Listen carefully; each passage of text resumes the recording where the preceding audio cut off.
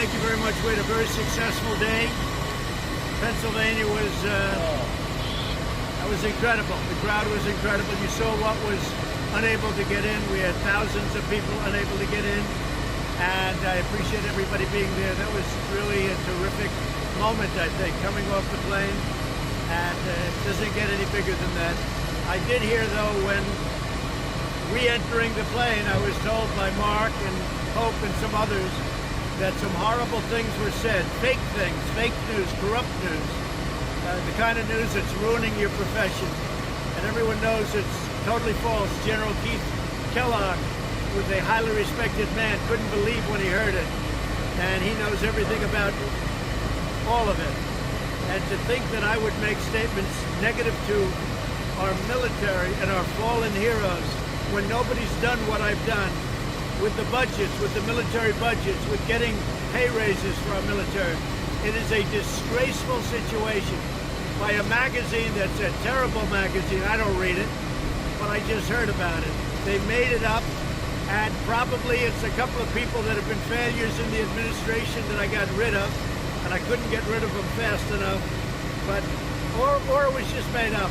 But it's unthinkable. As far as John McCain is concerned, I was never a fan, and I will admit that openly. I disagreed with him on the endless wars.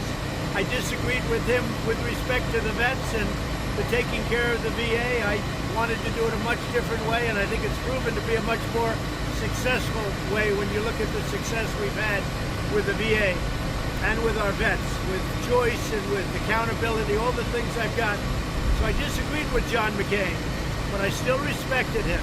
And I had to approve his funeral as president. We lowered the flags. I had to approve that.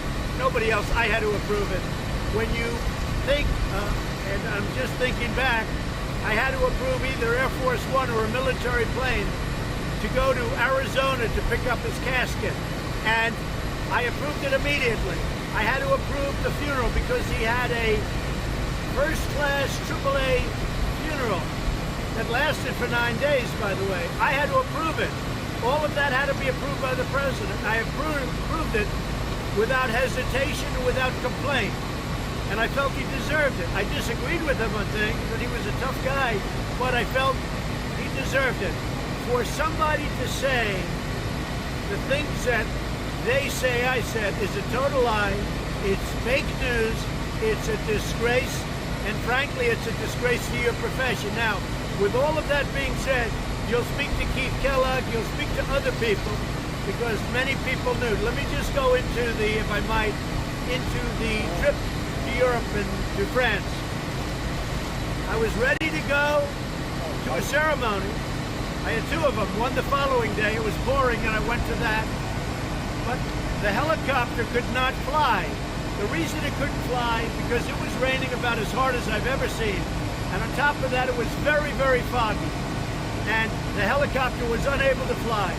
It was a fairly long helicopter flight, but it was a very long drive.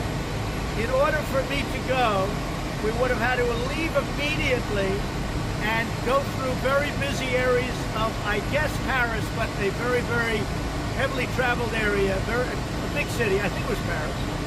And the Secret Service told me, you can't do it. I said, I have to do it. I want to be there. They said, you can't do it. We'll get you confirmation of this. They said, for you to do that, make that trip, not by helicopter flying over everything. We have to work with the police. We have to work with everything. And I think you'll find on record in the police force, in the areas that we're talking about, areas of Paris that we're talking about, I think you'll find on record requests.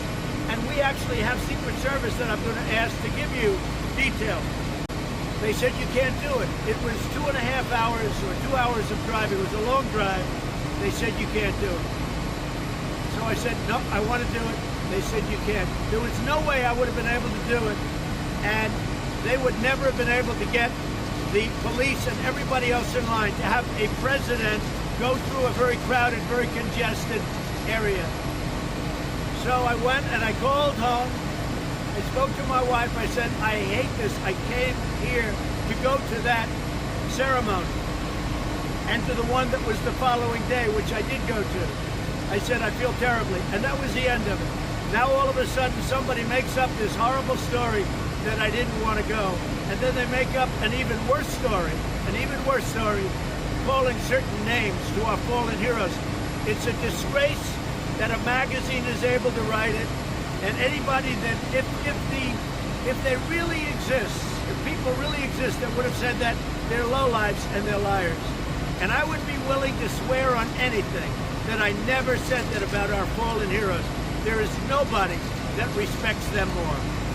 So I just think it's a horrible, horrible thing. We made a great evening into, frankly, a very sad evening when I see a statement like that. No animal, nobody, what animal would say such a thing? And especially since I've done more, I think, than almost anybody to help our military, to get the budgets of our military, to get the pay raises for our military. So I just think it's a horrible thing that they're allowed to write that, and we can refute it. We have other people that will refute it. And the one I would like you to speak to is General Keith Kellogg, because he knows exactly the story. But you can also speak to Secret Service. They wouldn't let me go no matter what happened because of security, because of safety. So I want to thank you for being here. There's nothing much more that I can say. All they're trying to do is influence a presidential election where we've gone very high in the polls in the last short period of time, where we're doing very well, where we're going to win, and they're going crazy. The magazine in question is a never-Trumper magazine, probably doing badly. I know nothing about it. I don't read it. I just heard about it now, about this story.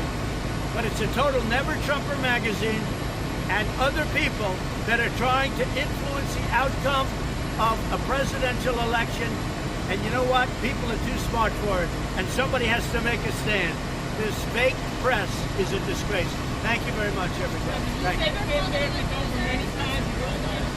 you.